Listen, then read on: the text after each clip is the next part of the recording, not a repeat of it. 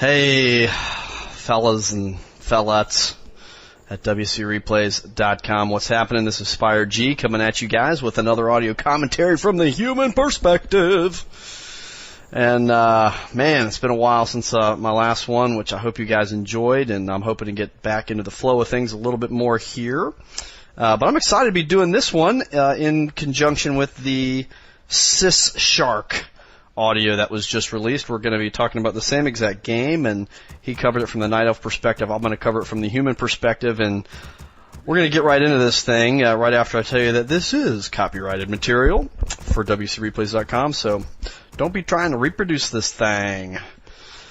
You guys know the drill. We're going to get right into this game, get it paused at the 2-minute mark, and I'll count it down in just a few seconds here.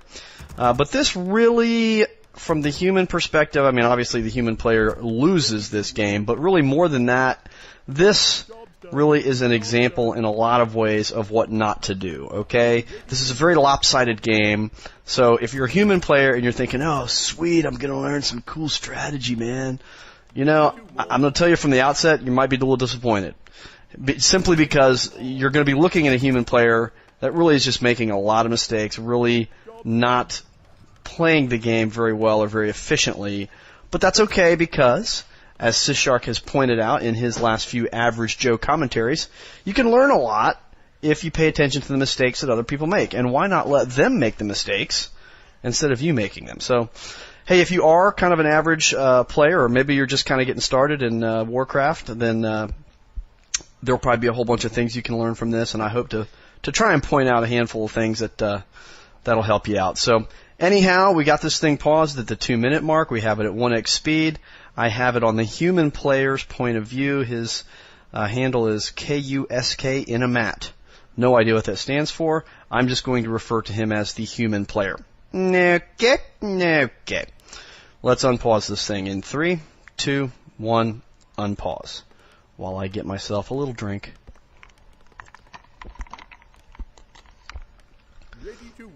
Ice cold water, baby. Alright, first thing you're going to notice here, his attempt at a fast expansion is a little bit sloppy.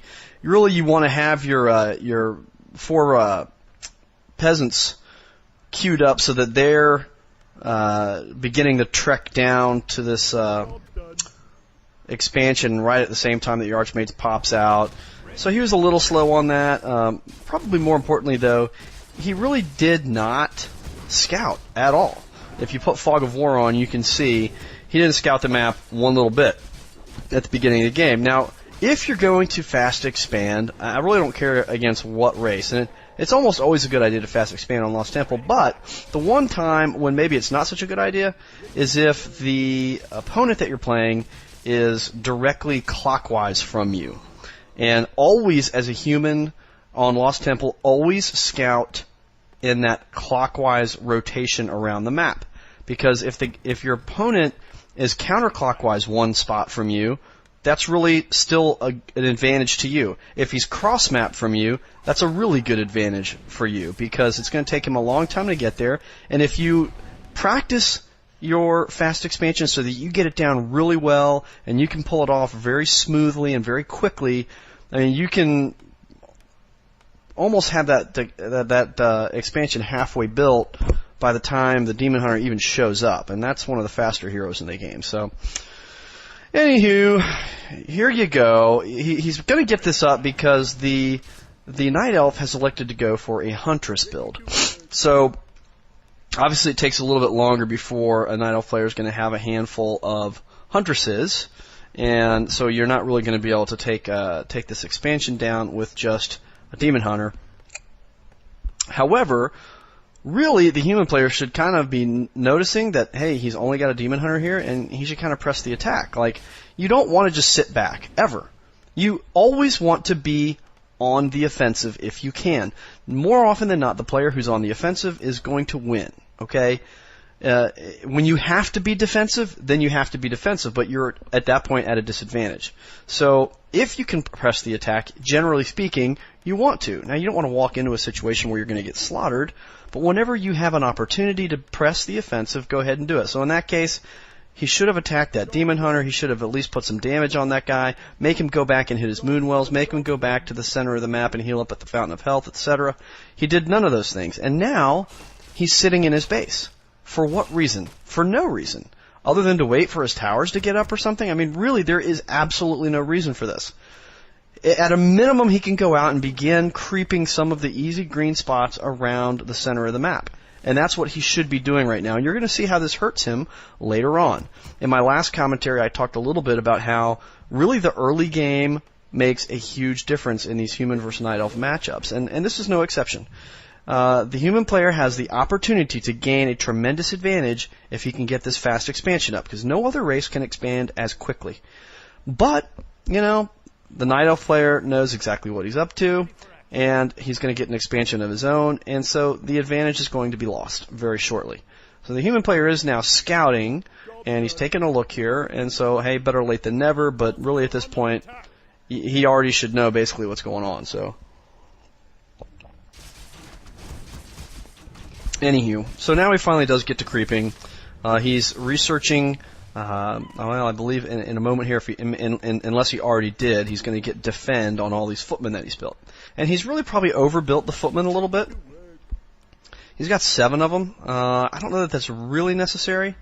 I guess if you absolutely know for certain that your opponent is getting archers, you can get a few extra footmen and you can get defend and that can work out for you. Maybe he was getting defend thinking, oh, maybe it'll help me against the piercing damage as I try and creep out the Fountain of Health. But honestly, he probably tries to creep this out maybe a little too prematurely. And he really, he's going to pay a price for it, as you'll see in a moment here. He's taking a lot of damage. He does get that Ankh, which, you can debate whether or not that's a good item. I'm not really all that fond of the Ankh, but some people like to get that. I don't really know exactly why they like it, but hey, to each his own. So here he is, and he's really just trying to take down this other Null Overseer. He wants to get the items. You know, good idea to get the items. Good idea to get the items. But if it costs you 4, 5, 6 footmen to get those 2 items, then it suddenly becomes a very bad idea. And when your opponent shows up, he does the right thing to TP out, you know, pretty much right away. But okay, you paid a really high price for those 2 items. One of which, the Ankh, you know, it's really not going to help you that much, and it'll save him a little bit of money later in the game. But in any case, what really hurts this player is his poor macro. Okay, well, I'm not going to comment on his micro because his micro is not very good either. In fact, I don't know that he really understands the concept of trying to micro units in battles, or maybe he's just a new player and he hasn't really mastered that yet. I mean, neither have I, for that matter. You know what I mean? But his macro is killing him. Look, he's already got 1,700 gold, and he's got less than, well, right at about 100 in lumber.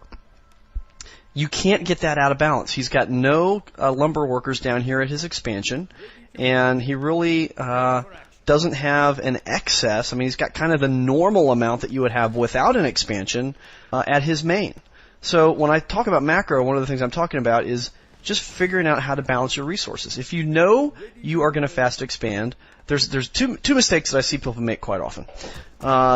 It begins to get unmanageable for players that aren't quite as skilled or as experienced in the game. And what happens is they get that expo and they get overconfident with the expo, and you know what they do? They forget that they need to go for tier 2 as soon as they get 210 wood. They forget that, and they end up teching a lot later than they should have. You're already going to be at a tech disadvantage when you fast expand. You don't want to make it any worse for yourself. You want to still get that tier 2 research going as soon as you possibly can. So anyway, at this point, he again is stuck at his expo. He's just kind of stuck there. And again, all he's got is a handful of footmen, which at this point, you know, like, here's the other thing. What was I going to say? There was 2 things. You gotta get your tier 2 going on time as soon as you possibly can when you fast expo. Don't forget that. Don't leave that out. The other thing is you have to remember that you're going to have double the gold income, which means that if you want to be able to build units with greater efficiency, you're also going to have to greatly increase the amount of wood that you are taking in. Because if you've got 5,000 gold in the bank and 100 wood, you might as well have 400 gold in the bank, because you can't use that extra 4,500 gold that you have, because you're limited by the amount of wood that you have. The other thing that obviously you can be limited by is your food. And right now he's at 48 of 48, which, well, that's going to go down rapidly as his peasants get very quickly destroyed here. And he takes a really severe blow to his economy here. He loses just a whole pant load of peasants here. It's, gosh, I mean, it's just it's kind of just disturbing to watch it. Honestly, I'm gonna have to turn and look away for a moment here as I get another drink. Anyway, you got to balance that stuff out, and you know, I would say this: if you're at a point in this game where you're still really developing your skill and you're not able to really move around the map in terms of just kind of scanning the map very quickly, you ought to be getting in the habit of, okay, you're looking at your army, you're back at your base, you're looking at wherever you're scouting, etc. And that should be happening very rapidly all the time, so that your units are constantly doing something productive, you're doing something productive in your base, and you're doing this all the time. If you aren't at the point where you can do that yet, honestly, you might be better off not fast expanding. Because it's just a little bit more that you have to think about. It's a little bit more that you have to deal with in terms of macro. And if you're just not there yet, you know, you just might want to practice against a friend until you get to a point where you can really do all that stuff. And here's another great one. Don't ever run across the map with all your footmen with defend on. I mean, it's easy. It's an easy thing to forget. I've done it. You know, you don't use defend in every game, and it's very easy to forget. And then all of a sudden you get down here and you're like, ah, crap, now I got to sit here and wait. Now, had he not done that, you know, maybe the Night Elf player would still be engaging the creeps as he attacks the Night Elf expansion. But as it is, it costs him a lot of extra time to get these defended footies in there, and so the Night Elf player is free to kind of TP in and establish good position. He gets his Mountain King up front, who is now going to tank. He's got plenty of items to use, and the human player just all out focusing on the Demon Hunter, who he is just no way going to be able to kill, and just a huge mistake. You know, had he come into this fight thinking, okay, just establish a nice front line with my footies, which, by the way, there's no point in having defend on them right now. The only thing where that's helping is with the Ancient Protector. Nothing else out there is doing piercing damage, so basically all you're doing is casting slow on all your footmen, essentially, because they just move a lot slower now than they have to, and so you're just hurting yourself at this point. But really what he should have been doing is just focus down some hunts. Just focus down a whole bunch of hunts, because if you with your rifles, if you take out all these hunts, you're going to be able to push him back into his main base, and then maybe you can take down his expansion. But he doesn't do that, and this is going to cost him. So he loses his Archmage, and he does have the Ankh on the Archmage, so you know, this is where the Ankh will actually, I guess, save him some money, because he doesn't lose him again here right off the bat. But he does lose his entire army, and guess what? He's at 2,000 gold, 700 wood. He's not spending any money. What has he got? All he's got is Tier 1 buildings. He hasn't even begun to build Tier 2 buildings, and now, even though he teched later than he should have, he's been sitting at Tier 2 for ages now, and he's just cranking out riflemen. Guess what? He knows this. He knows that the Night Elf is already moved on to bears. I mean, the Night Elf is not only at Tier 3, but he's got Master Bears. Like, you're so far behind in tech now, and to compound your error, you're just going to crank out a ton of riflemen who basically are just tasty snacks for these bears. I mean, the bears are built and made for the express purpose of just shredding those riflemen. And so this guy just doesn't really get what counters what. What he should be doing at this point is going, oh crap, I'm way behind. I've lost my economic advantage. I just got my tail handed to me in that last battle, and I've got to do something to get back in this game. If I'm him, I'm thinking, you've got to make a move out of desperation. The Night Elf, quite frankly, could probably end the game right now. The only reason it might be a little bit tricky is because the human has so much money in the bank that he can just constantly mass produce these riflemen. Maybe somehow the human would be able to hold him off. But the human player is just now getting out his Mountain King, okay? Again, the macro. I mean, as soon as you hit tier 2,